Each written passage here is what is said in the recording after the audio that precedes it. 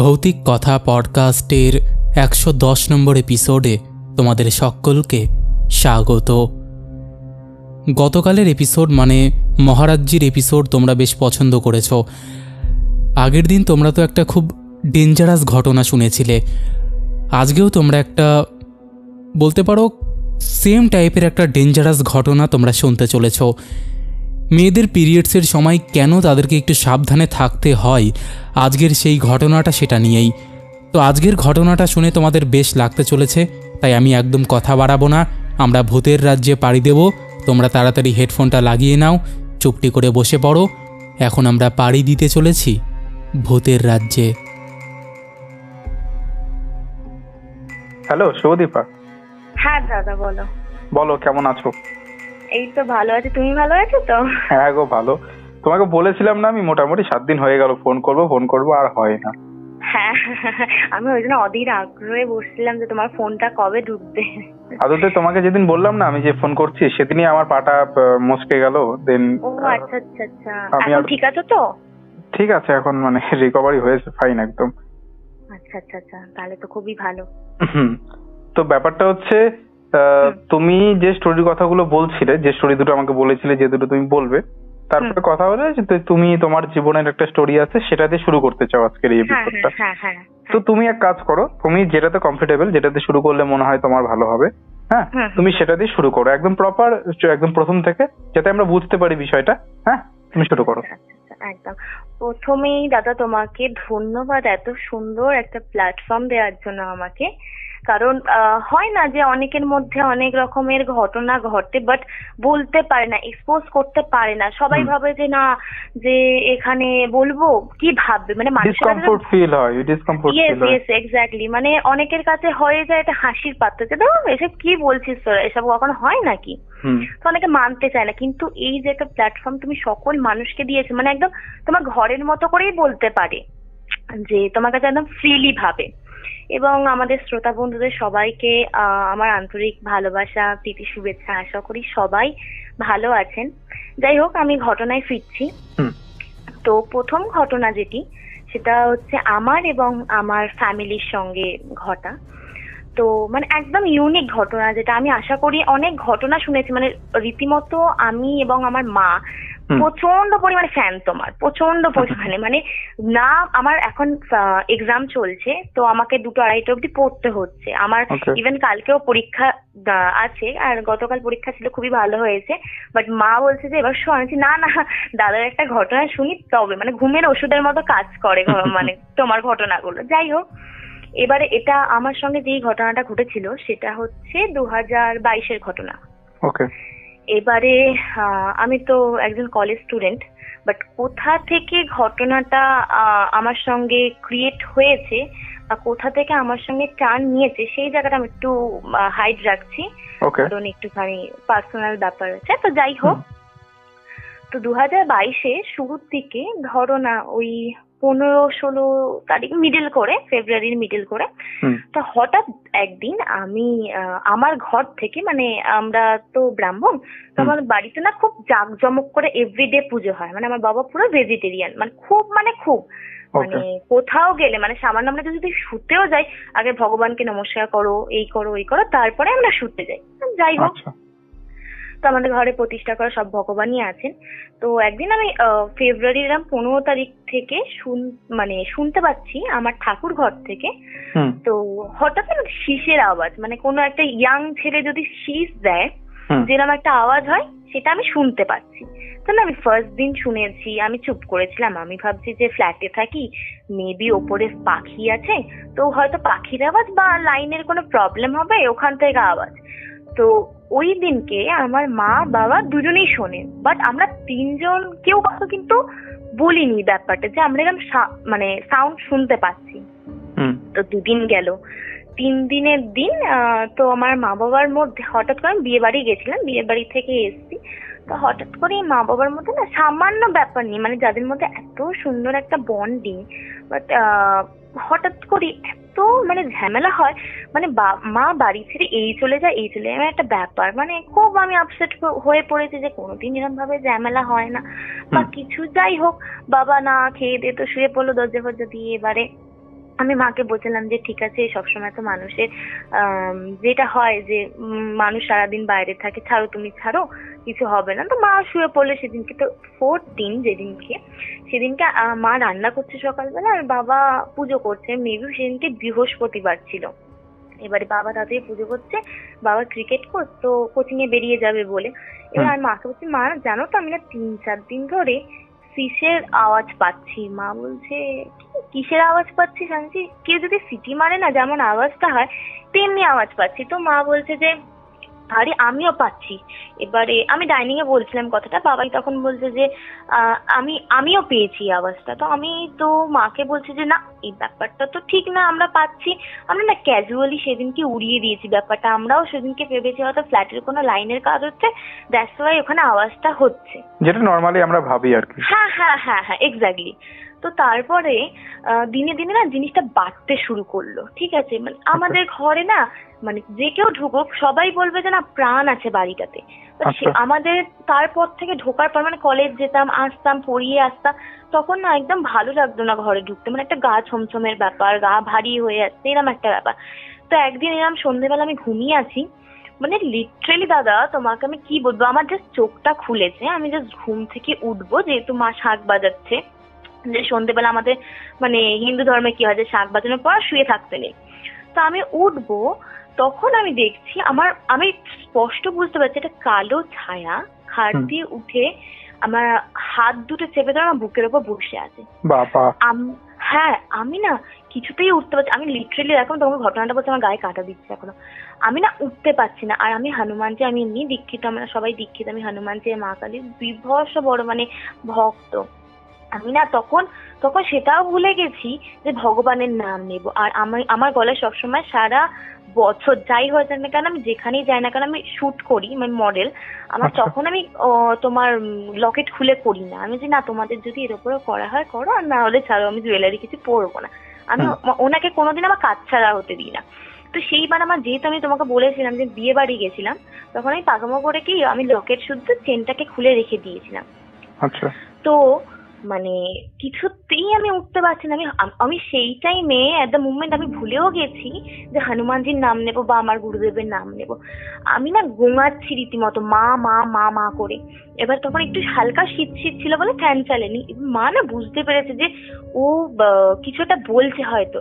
এবার হয় না ঘুমের মাঝখানে হয়তো স্বপ্ন টপ্ন দেখেছি ওই জন্য, কিন্তু ওটা আমার স্বপ্ন ছিলই না।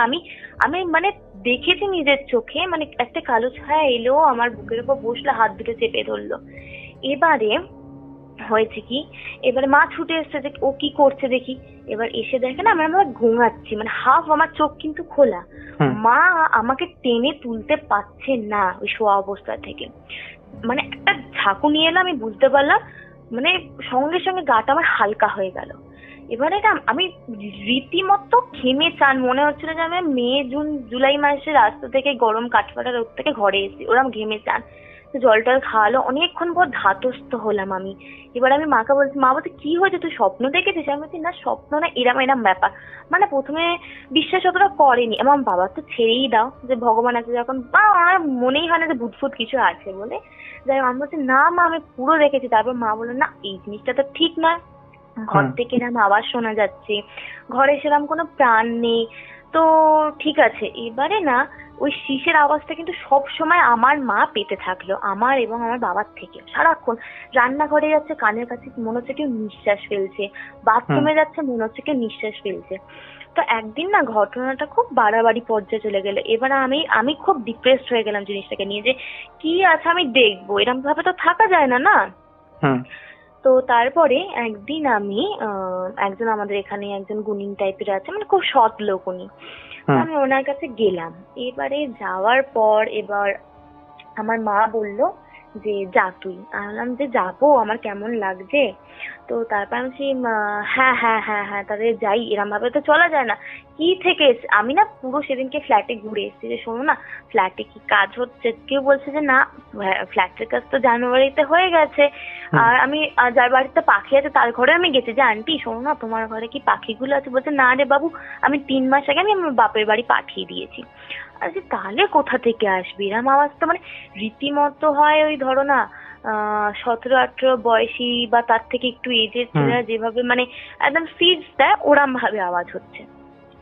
তো আমি তখন গুনিনের কাছে গেলাম, তো অনেকক্ষণ লাইন দিয়ে, তখন রোজা মাস আই থিঙ্ক চলছিল, তো তখন 8টা-9টা অবধি উনি বসে থাকতেন।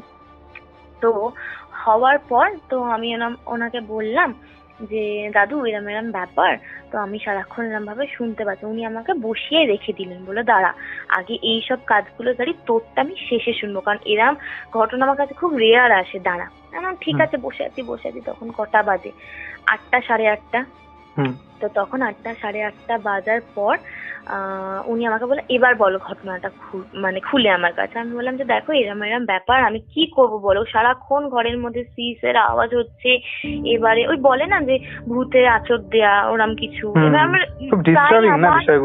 বিভৎস মানে একটা। তোমার কি হয় না, আমি যখন জানতে পারছি যে কোনো এন্টিটি আমার ঘরে মানে আছে তখন তোমার একটা মন খুলে মা বাবার সঙ্গে কথা বলতে গেলেও ইরিটেশন ফিল হবে, সবকিছুতে ফিল হবে। হ্যাঁ।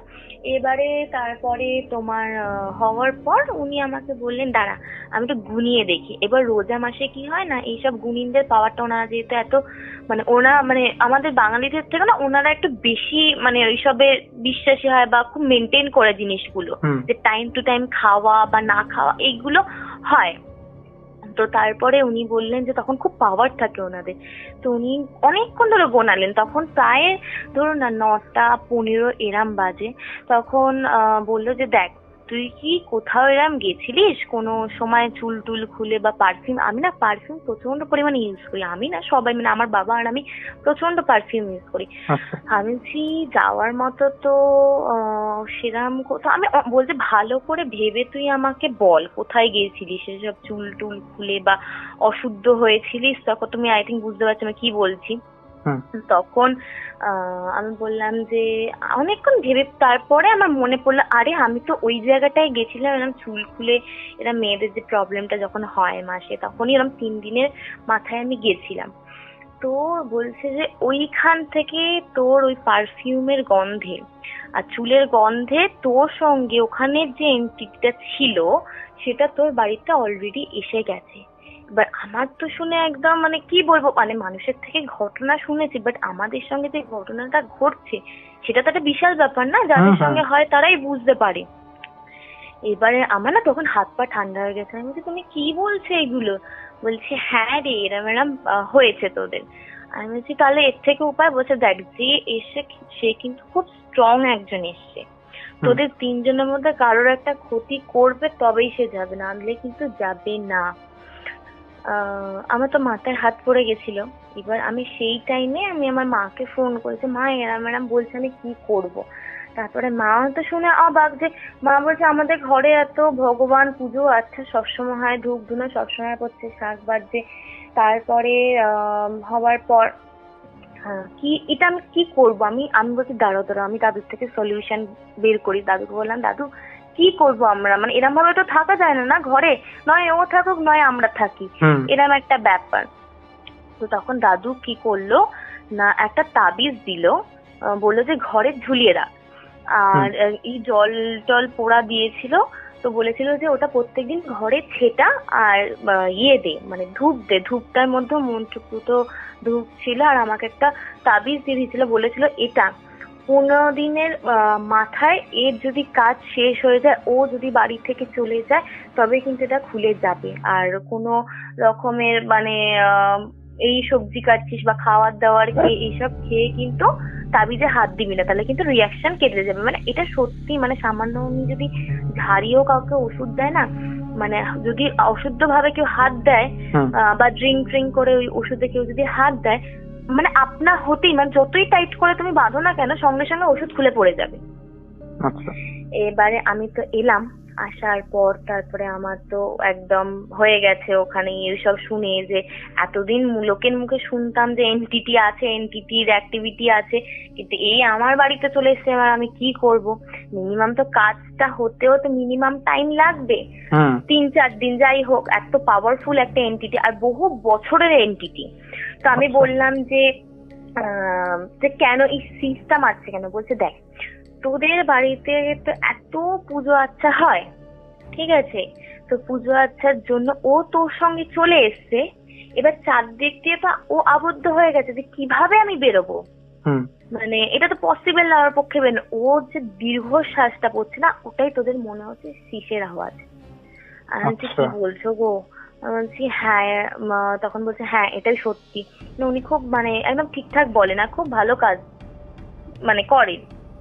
যাই হোক, এবার আমি তো এসে ভালো করে বললো যে তুই আজকেই ওটা টাঙা, ভালো করে একটু গায়ে হাত পায়ে জল দিয়ে, গায়ে একটু গঙ্গা জল ছিটিয়ে তুই আজকেই ওটা লাগা। তো আমি গিয়ে তো আমি নিজেও ওইসব পরিষ্কার টরিষ্কার হয়ে নিজেও দিলাম, লাগালাম। মানে ওই তাবিজটা স্টিল না এখনো আমার গেটের সামনে ঝুলছে, আমি তোমাকে ছবিও পাঠিয়ে দেবো, ঠিক আছে? ছবিটা পাঠিয়ে দিও। হ্যাঁ হ্যাঁ, আমি তোমাকে ছবিটা পাঠিয়ে দেবো, এই তাবিজটার। তো তারপরে তোমার ভালো করে একটু ধূপ টুপ দিলাম। এবারে যেই ঘরে ও মেনলি ঢুকেছিল সেটা কিন্তু ঠাকুর ঘরই ছিল, ঠিক আছে? এবারে আমি মাকে ঘটনাটা বলছি যে এই এই হয়েছে, এই বলছে। তখন আমি বললাম যে দেখো আমি তো বা আমরা তো তোমাকে চিনি না, বা তোমার তো আমরা কোনো ক্ষতি করিনি। তো তখন মা বলছে হ্যাঁ আমরা তো তোমার কোনো ক্ষতি করিনি, তাহলে তুমি যেখান থেকে এসছো সেখানেই চলে যাও। যদি ক্ষতি করতাম বা কিছু হতো বা তোমার সঙ্গে আমার কোনো রিলেটেড কিছু আছে তাহলে না আমি মানতাম, আমরা তো তোমাকে চিনিও না, কেন এরকম করছো, বেকার বেকার আমাদের ভয় দেখাচ্ছ। তখন মা বললো যে তুমি সত্যি আছো তো একটু প্রমাণ দাও তো।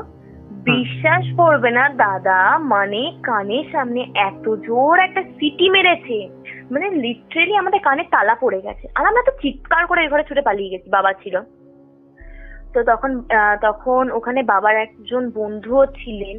তো তখন বলছে যে হ্যাঁ এসব কিছু হয় নাকি ভূত ফুত, ওনাকেও আমরা প্রমাণ দিয়েছি। তো তখন ওনাকেও নিয়ে এসে ওই ঘরটায় দাঁড় করিয়ে আমার মা বলছে যে তুমি আছো প্রমাণ দাও। তো এরকম 3বার বলাতে উনি এত জোর সিট দিয়েছেন, উনিও পর্যন্ত মানে এত মানে ওইসব ভূত ফুত বিশ্বাস করে না, তিনিও মানতে বাধ্য হয়েছেন। তো ঠিক আছে, ওই দিনকে গেল। তো সেকেন্ড দিন আমার মা জব করেন, তো উনিও বেরিয়ে গেছেন, বাবাও বেরিয়ে গেছেন। এবার আমি ঘুম থেকে উঠছি, ওঠার পর আমি না ঠিক দেখলাম যে আমি ঘুমের মধ্যে থাকলে না কাউকে দেখলে না কাউকে, দেখো যতই ঘুমের মধ্যে থাকি নিজের মা বাবাকে দেখলে তো ঘুমের মধ্যে চিনতে পারবো, সারাদিন মা বাবাকে দেখছি। তো আমি দেখছি আমার পায়ের নিচে মানে খাটের সামনে একটা কালো অবয়ব দাঁড়িয়ে আছে আর মুভমেন্ট করছে। পুরো সকাল বেলা, তখন কটা বাজে ধরো না 9টা 10টা এরম বাজে, সকাল বেলা, দিনের বেলা। ভাবতে পারছো মানে আমরা ভাবি প্রচন্ড পরিমাণে পাওয়ারফুল। মানে আমরা এটা পরে অনেক পরে জানতে পেরেছিলাম যে উনি একটা মানে মার্ডার করে দেওয়া আত্মা, এনটিটি, মানে ওনার মার্ডার হয়েছিল আর ওনাকে একটা জায়গায় মানে গুম করে রেখে দেওয়া হয়েছিল। এটা আমরা পরে ওনার থেকে, ওই দাদুর থেকে যখন সেকেন্ড টাইম আমার ওষুধ নিতে যাই তখন উনি বলেছিলেন, আমি বলেছিলাম যে দাদু তুমি একটু দেখো না যে উনি কে অ্যাকচুয়ালি, আমাদের কেউ বা বাইরের একদমই বাইরের কেউ। তখন উনি বলেছিলেন যে না এটা হচ্ছে ওকে মার্ডার করে রেখে দেওয়া হয়েছিল, তো ওর আত্মাটা ওরম ভাবে তোর সঙ্গে চলে এসেছে। সে তো কিছুতেই যাবে না দাদা তোমার বাড়ি থেকে, আমি তোমাকে কি বলবো। তো তারপর ওরম ভাবে আমরা ভাবি যে রাত্রির বেলা হলে হয়তো ওদের পাওয়ারটা বেড়ে যায়, কিন্তু না, যাদের পাওয়ার থাকা মানে অল টাইমই থাকবে। তারপরে চিৎকার করে উঠে গেছি, এবার আমি কাঁদতে কাঁদতে লিটারালি হাত জোর করে ওনাকে বলছি যে এবার তো রেহাই দাও, তোমার ক্ষতির পেছনে তো আমরা কেউ হাত নেই, আমাদের কেউ, আমি তোমাকে চিনি না বা তুমিও আমাকে চেনে না, আমার জন্মের আগেও হয়তো তোমার মার্ডার হয়েছে, বা আমি এরকম চিৎকার করে কাঁদতে কাঁদতে বলছি। তারপরে না তখন আমি দেখলাম স্টার্ট করে ওই অবয়বটা চলে গেল, ঠিক আছে, আর নেই। তো তারপরের দিন হলো কি, তারপরের দিনও মানে অনেকবারই আমরা রিয়েলাইজ করেছি যে ও ছিল, মানে আসতে যাচ্ছে, একবার রান্নাঘরে বেরোচ্ছে, একবার ঠাকুর ঘরে আর ঢুকছে না, আবার আমাদের বেডরুমে। হ্যাঁ 3জনই, বাবা 3জনেই দেখতে পাচ্ছি। একবার আমাদের ব্যালকনিতে যাচ্ছে, ডাইনিং এ যাচ্ছে, এরম ভাবে দেখছি, মানে সবসময় দেখছি না, ধরো কিছু করছি, ধরো পড়ছি, মা রান্না করছে, তখন দেখছি ফট করে কে একটা চলে গেল। ওই সারাটা দিন বিকেল অব্দি ওরাম চলেছে। এবারে হলো কি টুইস্টটা দেখো, এবার আমরা কেন বুঝলাম যে ও চলে গেল আমাদের ঘর থেকে। তো সেদিনকে আমি আর বাবা তো ছিল না, সেই দুপুরবেলা আমি আর মা প্রচন্ড কান্নাকাটি করেছি, ভয়, ঠিক আছে, কেউ আসতে চাইছে না আমাদের বাড়িতে, জানো, যেই আসছে সেই ওই শব্দটা শুনছে, এবার তাদের মধ্যে একটা প্যালপিটেশন কাজ করছে, কিসের আওয়াজ রে ভাই, এরম ভাবে অনেকেই আমাদের যারা চেনা জানা যাদেরকে আমি বলেছি তারা অনেক মাস অব্দি আমাদের বাড়িতে আসেনি। তো তারপরে আমরা দুপুরবেলা আমি আর মা ভাত খাচ্ছি, আর মানে তখন খাওয়া দাওয়া ঘুম আমাদের সব এক হয়ে গেছিল, যে আমরা নিজেদের মধ্যেই ছিলাম না। আমার বাবা খুব সাহসী, উনি অত ভয় পেতেন না, উনি কিন্তু ওই ঠাকুর ঘরেই শুতেন, যতদিন না অব্দি ঠাকুর ঘরে আসতো মানে যাচ্ছিল ততদিন বাবা ওখানেই শুয়েছে। কিন্তু আমরা রাত্রিবেলা একটু শুনতে পাইনি। ইভেন আমার কাছে এখন রেকর্ডিংটা নেই, একদিন আমি আর মা বললাম যে চলো একদিন রেকর্ড করে শুই, দেখি আমরা ঘুমানোর পরও কি করে, যে কি সেই আওয়াজ আরো লাউডলি আওয়াজটা আসছিল। একটা ব্যাপার মানে কানের কাছে যদি কেউ এরকম সবসময় একটা সুইচ বাজতে থাকে, মানে সেটা কি বিরক্তিকর একটা বিষয় হবে। বিরক্তিকর মানে ভাবো, মানে ভয়ের থেকে না বড্ড ইরিটেশন লাগছিল জিনিসটা, জানো তো।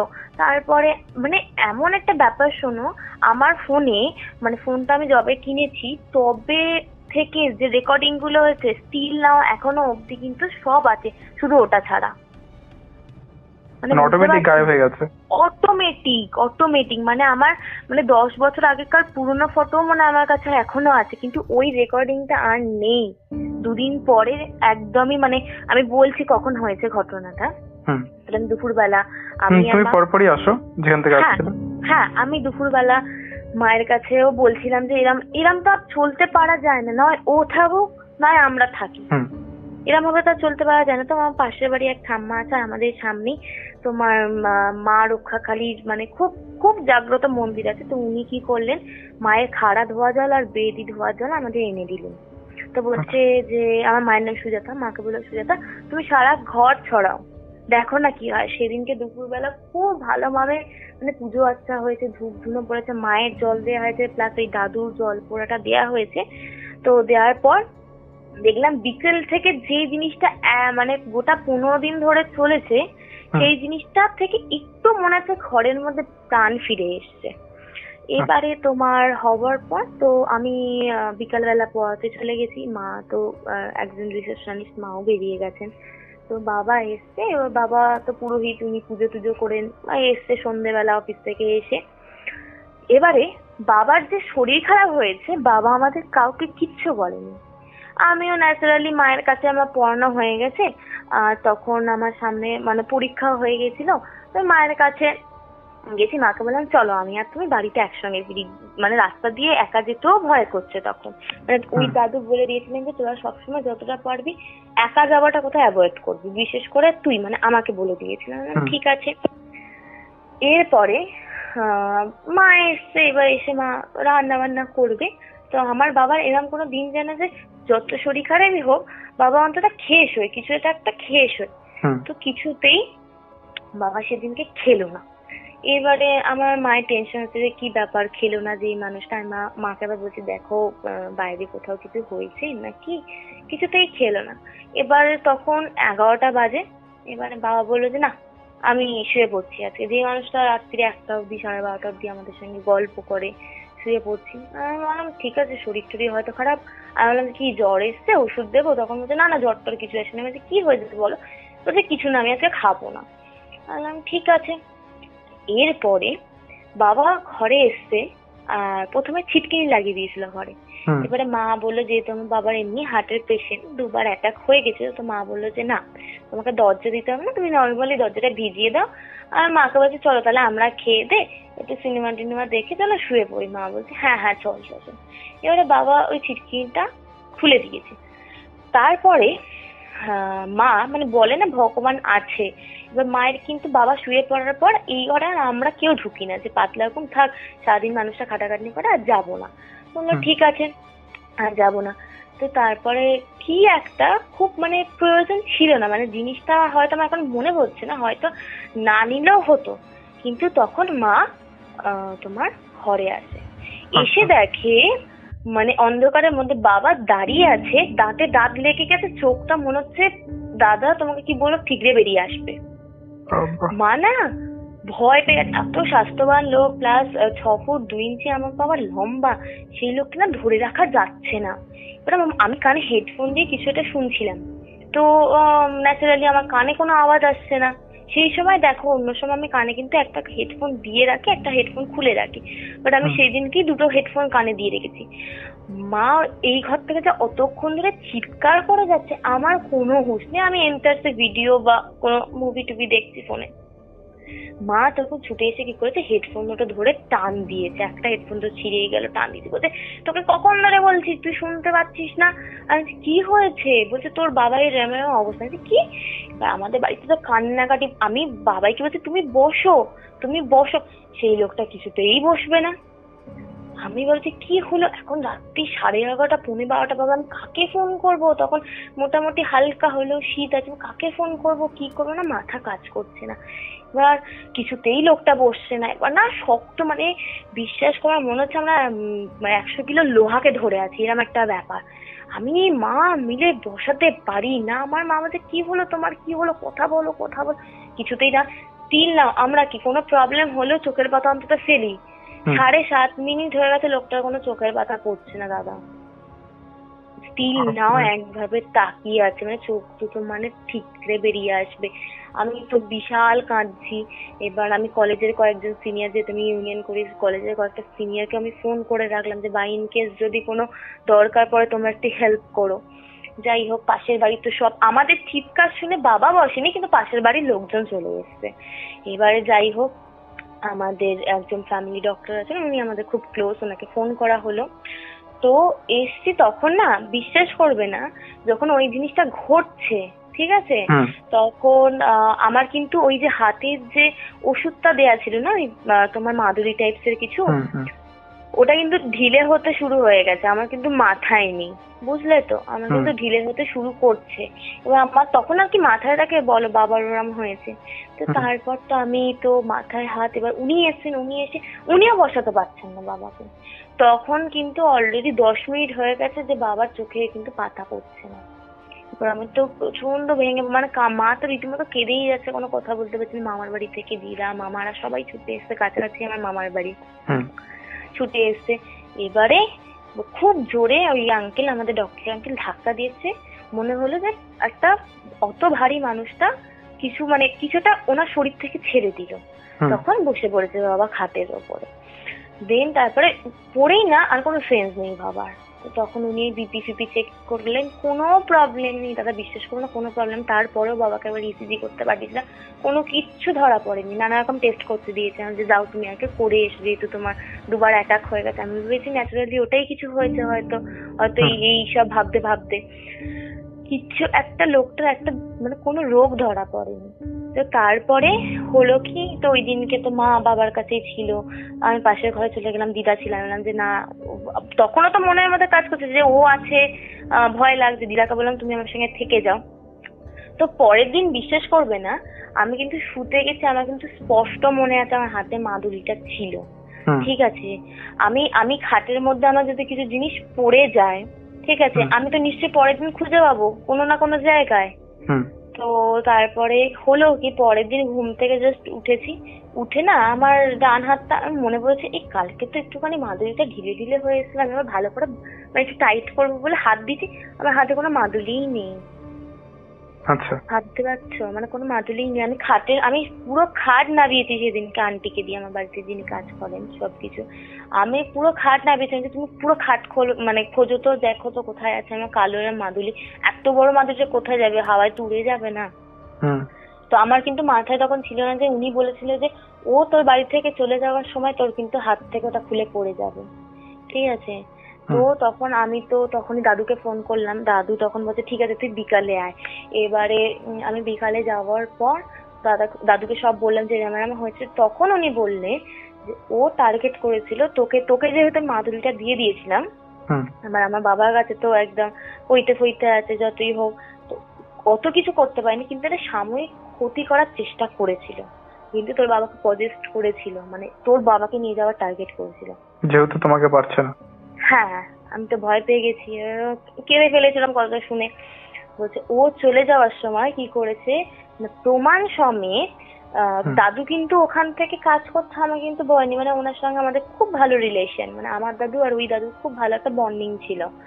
তো উনি তখন বলেননি যে ভেতর দিয়ে উনি কাজ করছেন, তখন বলছে যে ওরম ভাবেও তখন কিন্তু যখন আমরা ঘটনাটা জানিয়েছিলাম উনি কিন্তু তখন এরম ভাবে বলেনি, ও শুধু বলেছে যে তোরা সাবধানে থাকবি, কিছু অন্তত ক্ষতি হবে।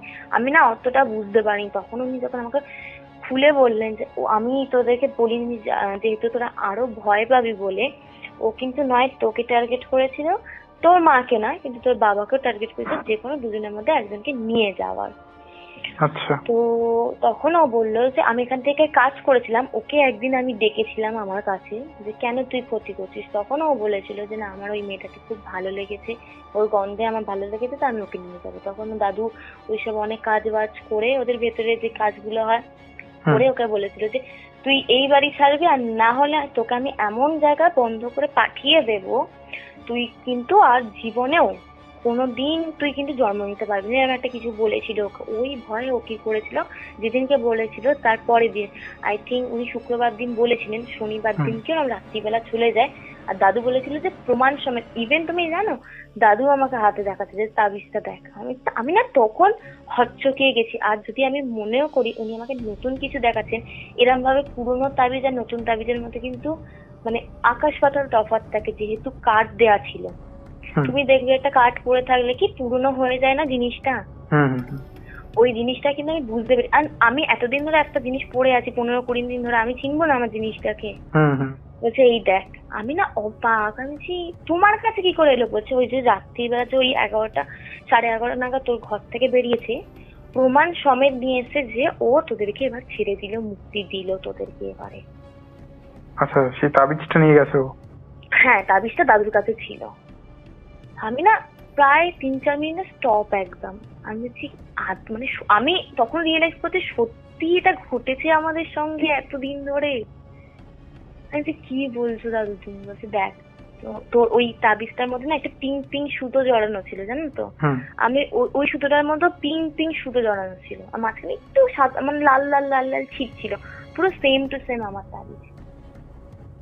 আর আমি দেখো, আমি যদি মানিও যে উনি বুজরুকি করছেন, কিন্তু তাহলে আমি তো জানতে পারতাম না যে, কারণ আমার বাড়িতে আমি খাটের ওপরেই তাবিজ পেতাম, আর আমার শোয়া এত বাজেও নয় যে আমি খাটের তলায় ফেলে দেবো। আমি পুরো ওই ঘর থেকে পুরো সার্চ করিয়েছি সারাদিন ওকে, তো তুমি খোঁজো, তাবিজটা আমার দরকার।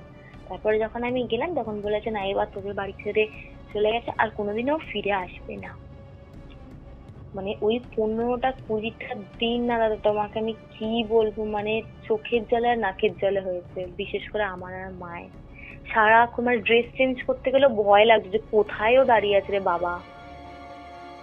মানে তোমাকে আমি কি বলবো, স্বাভাবিক না এটা দিন। হ্যাঁ মানে হ্যাঁ বললাম না ক্ষতি করতে, কিন্তু যদি বাই ইনকেস বাবার ক্ষতি হয়ে যেত বলো তো, তাহলে কি হতো? টাকা মানে তো হ্যাঁ ফ্যামিলিতে একটা বট গাছ না, সেটা অবশ্যই।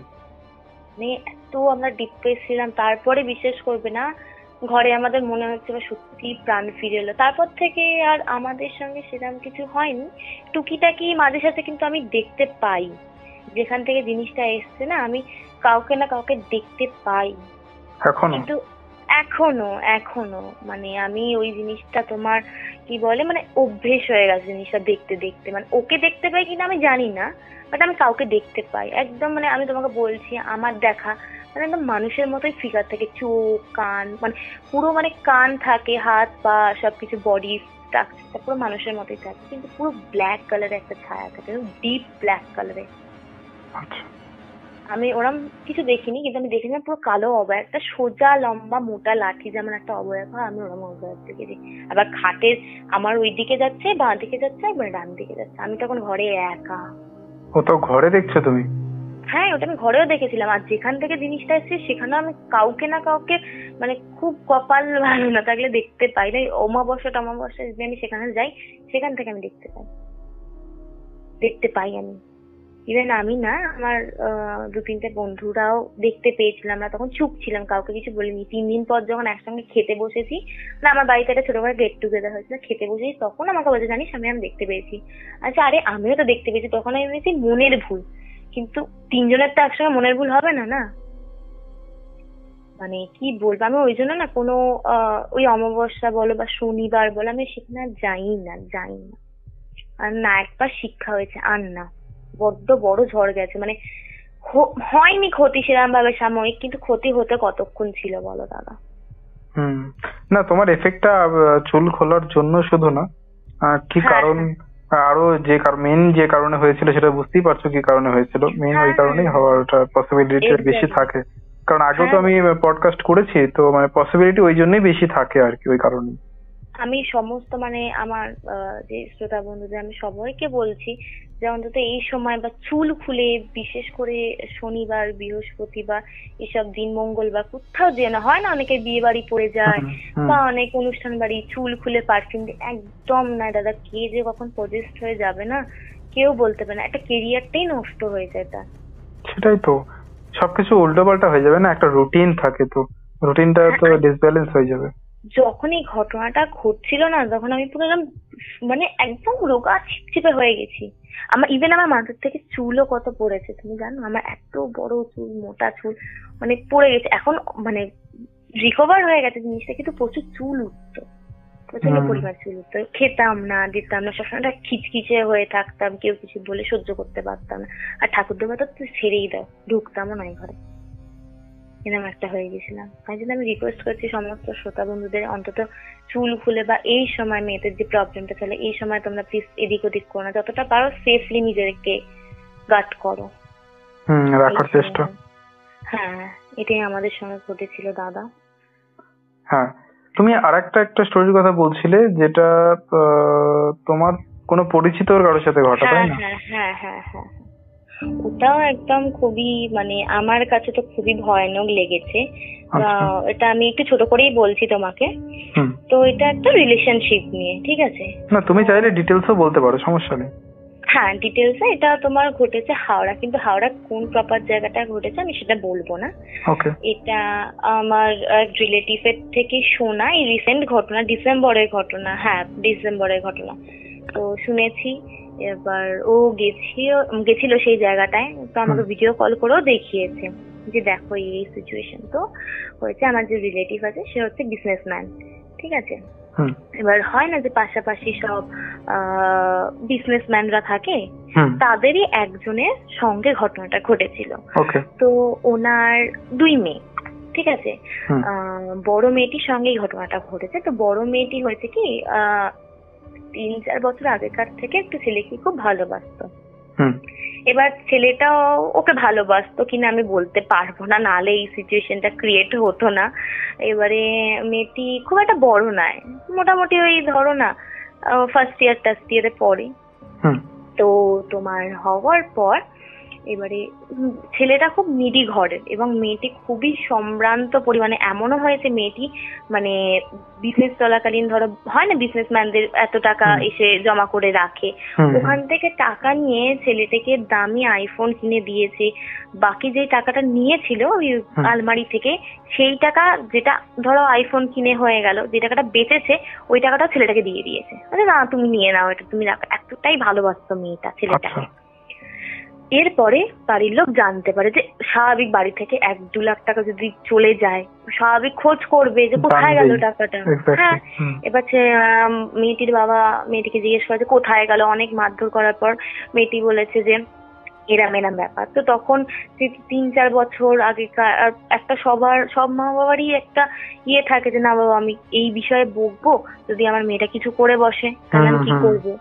মানে সন্তানের ব্যাপার, তো মেয়ের মুখ যে রিলেশনশিপটা মেনে নেয়। তো মেনে নিয়ে ছেলেটা কিছু করতো না, একদমই বললাম যে একদম নিডি ঘরে। ঠিক আছে বাবা, নিডি ঘরে অনেকে চেষ্টা করে যে নিজের পায়ে দাঁড়ানো, বা অ্যাটলিস্ট সৎ হোক মানুষটা। তো মেয়েটিও সারাক্ষণ একটা ঘোরের মধ্যে থাকতো। বাচ্চা মেয়ে, বেশি বয়স নাই, 18-19 বছরের মেয়ে।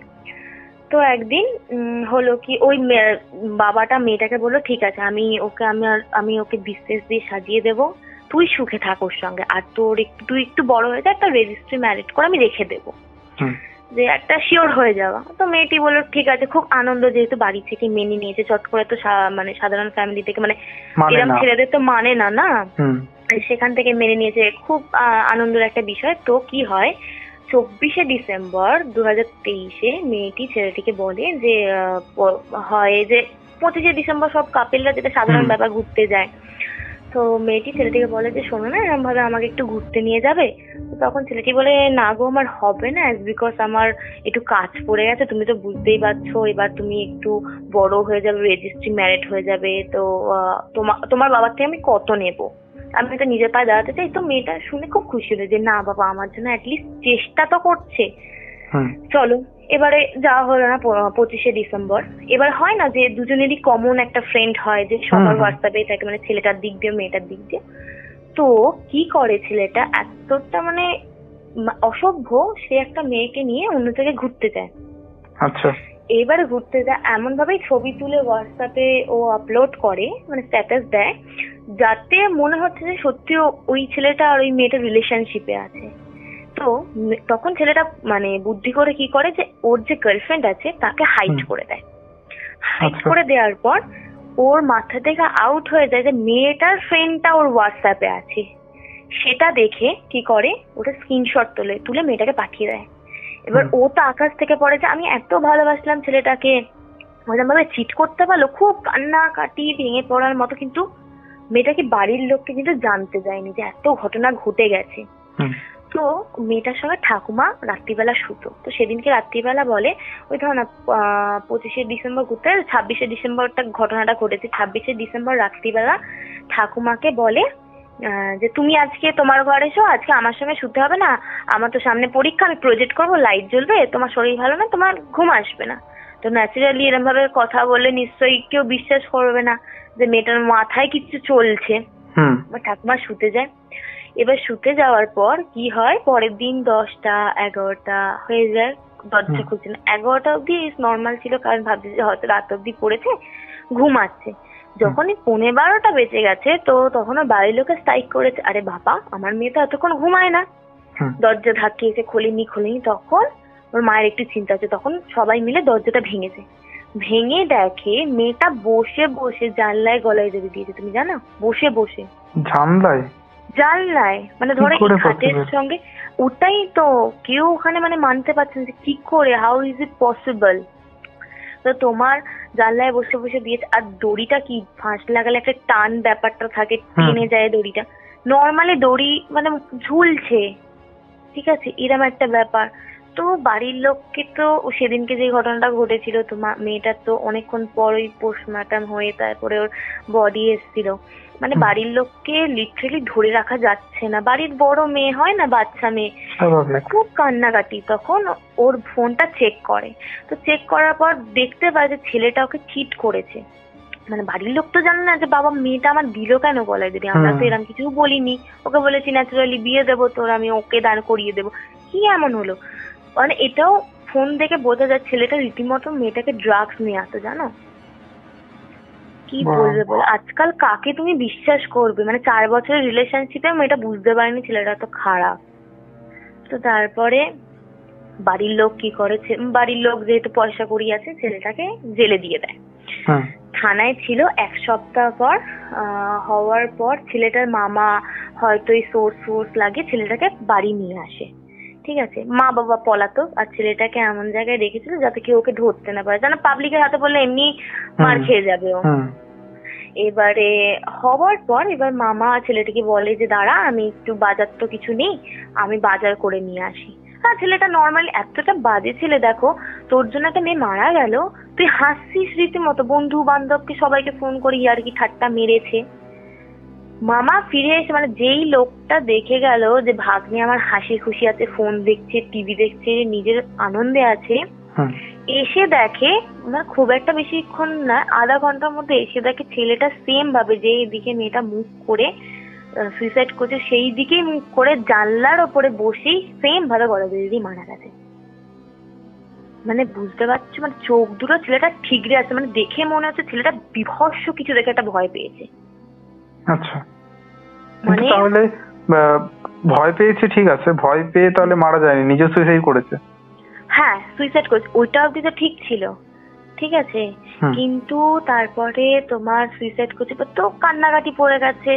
এবারে সেম ভাবে ওর যদি কোনো দুঃখ থাকতো না, ধরো ফ্যানে দিতে পারতো বা অন্য কথা, যেভাবে মেয়েটা মারা গেছে সেভাবেই জানলায় বসে কিন্তু সুইসাইড করেছে।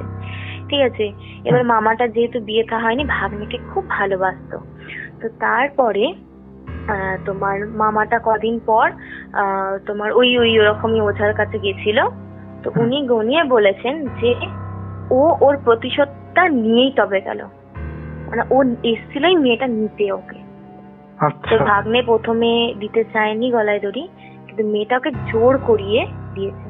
ইভেন ছেলেটাও কিন্তু গলায় দড়ি দেয়নি, মানে কোনো সেরকম ভাবে দড়ির মধ্যে ওর কিন্তু হাতের কোনো ছাপ পাওয়া যায়নি, কোনো ছাপ সেরকম পাওয়া যায়নি। আমি যদি সুইসাইড করি দড়িতে তো আমার হাতের ছাপ থাকবে না, বা কেউ যদি ইচ্ছা করে মার্ডার করে যায় তার ছাপ থাকবে, কোনো ছাপ পাওয়া যায়নি দড়িতে। তো উনি বলেছেন যে ও এসেছিল, ইভেন দড়িটা ওই লাগিয়েছিল জানলা টু ওর গলা। না সেটা জানলো কি করে? সেটা ওই যে ওই তান্ত্রিকটা বলেছে। ও তান্ত্রিক বলেছে? হ্যাঁ হ্যাঁ হ্যাঁ। আর উনি খুব নাম করা, আমি তাই জন্য নামটা নিচ্ছি না, উনি খুব নাম করা, উনিই বলে দিয়েছেন যে ও মানে কয়েকদিন পর এসে মানে ওনার ওই মামাটা গেছিল যে আমার ভাগ্নের তো কোনো দুঃখ ছিল না, ঠিক আছে, হয় না যে ছেলে বলে সবাই সাপোর্ট করে একটা জিনিস, এরকম অনেক ফ্যামিলি থাকে যে দোষ গুণ যাই হোক বাবা আমি ঢাকা দিয়ে দেবো, যেহেতু ছেলে। তো ওই জন্য মামাটা খুব মানে খুব কষ্ট পেয়েছে। তারপরে 3 দিন পর ওই ওঝার কাছে গেছিল, হাওড়াতেই একজন ওঝার কাছে গেছিল। তখন উনি গুনিয়ে বললেন যে না ও দিতে চায়নি, অনেকবার ওদের মধ্যে তর্কাতর্কি কিন্তু হয়েছে। হওয়ার পর মেয়েটা ওই সাডেনলি দড়িটা ছেলেটা মানে দড়িটা ছেলেটা এনেছিল, শুধু দড়িটার মাঝখানের পোর্শনটা, ঠিক আছে, ওই জায়গাটা ওর হাতের ছাপ পাওয়া গেছে, আদারওয়াইজ কোথাও না। যেখানটা মেনলি দেখো যেখানটা লাগিয়েছে গলায় দড়ি সেখানটা না হাতের ছাপ পাবে, সেখানে কিচ্ছু নেই, কোনো ছাপ নেই, মানে জিভটা বেরিয়ে এসছে আর চোখ দুটো ঠিকরে বেরিয়ে এসছে। মানে মেয়েটাই ওই তোমার জানলা থেকে ছেলেটাকে নিয়ে চলে গেল, অনেক কষ্ট করে মারা গেছে না, অনেক বাসনা কামনা, চিঠিও লিখে গেছিল মেয়েটা যে আমি তো আর সংসার করতে পারলাম না কিন্তু আমি ওকে ছাড়বো না। না না এটা খুব বাজে ব্যাপার, মানে সত্যি যদি এরকম বিষয় থাকে খুবই বাজে বিষয়।